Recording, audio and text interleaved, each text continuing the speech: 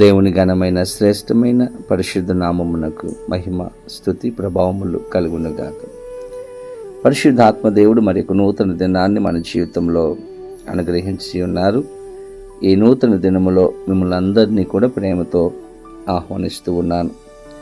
ఈరోజు ఉదయం లేవంగానే ఎంతమంది ప్రార్థన చేశారు, వాక్యం చదువుకున్నారు, దేవునితో సమయాన్ని గడిపారా?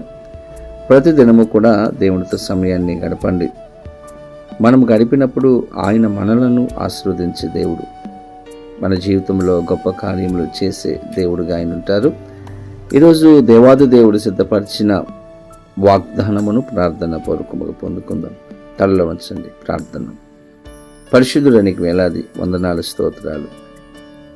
ప్రభా, ఉదయకాలంలో మీ సన్నిధికి వచ్చి ఉన్నాము. మాతో మీరు మాట్లాడి దర్శించి నీ కృపలో భద్రపరచమని, సహాయం చేయమని యేసు నామమున అడిగి వేడుకొనిచ్చి ఉన్నాము మా పరమ తండ్రి, ఆమేన్. ఇది నమ్మ దేవుని వాగ్దానాన్ని చదువుకుందాం. యెషయా గ్రంథము 12వ అధ్యాయము 2వ వచనమును చదువుకుందాం. నేను భయపడక ఆయనను నమ్ముకొనిచున్నాను. దేని స్తోత్రం.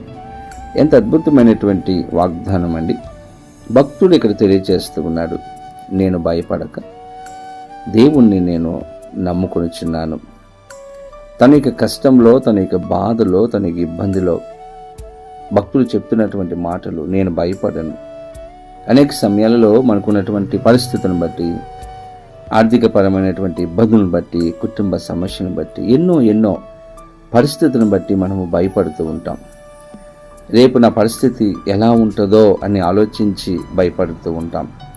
ఈరోజు దేవుడు మనకి ఇస్తున్నటువంటి వాగ్దానము, దేవుడు మనకు సహాయం చేస్తాడు. భక్తుడు అంటూ ఉన్నాడు, నేను భయపడక ఆయనను నమ్ముకొనిచున్నాను.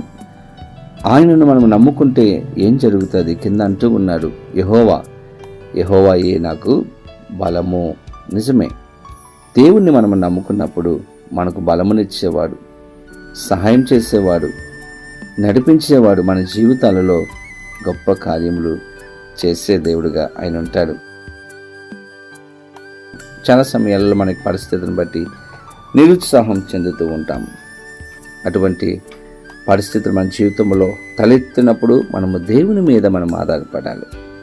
శిష్యులు ధోనిలో ప్రయాణం చేస్తున్నప్పుడు తుఫాను ఎదురైంది. నీళ్ళన్నీ కూడా ధోనిలోనికి వస్తూ ఉన్నాయి, మునిగిపోయే పరిస్థితి. ఆ సమయంలో వారు భయపడ్డారు.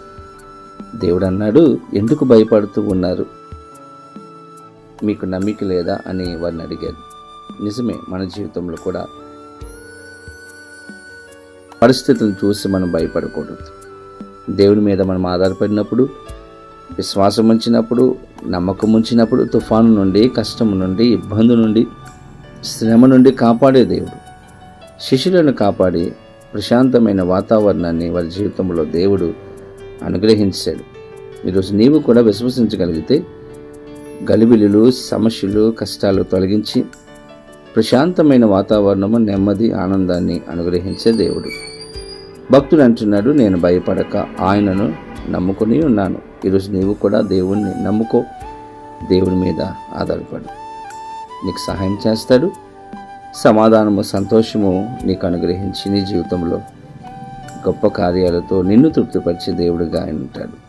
అటువంటి కృపా సహాయములు పరిశుద్ధాత్మ దేవుడు వాగ్దానం వింటున్న ప్రతి ఒక్కరికి అనుగ్రహించును గాక. ఆమేన్. పరిశుద్ధుడా, నీకు వేలాది వందనాలు. చక్కని వాగ్దానం ఇచ్చారు యేసయ్య. మేము ఈరోజు మిమ్మల్ని నమ్ముకుని ఉన్నాము, మాకు సహాయం చేయండి, విడిపించండి, నడిపించండి, సహాయం చేసి నీ కృపలో భద్రపరచమని, కుటుంబాల్లో అద్భుతమైన కార్యాలతో సంతృప్తిపరచమని యేసు నామమున అడిగి వేడుకొనిచి ఉన్నాము మా పరమ తండ్రి, ఆమేన్.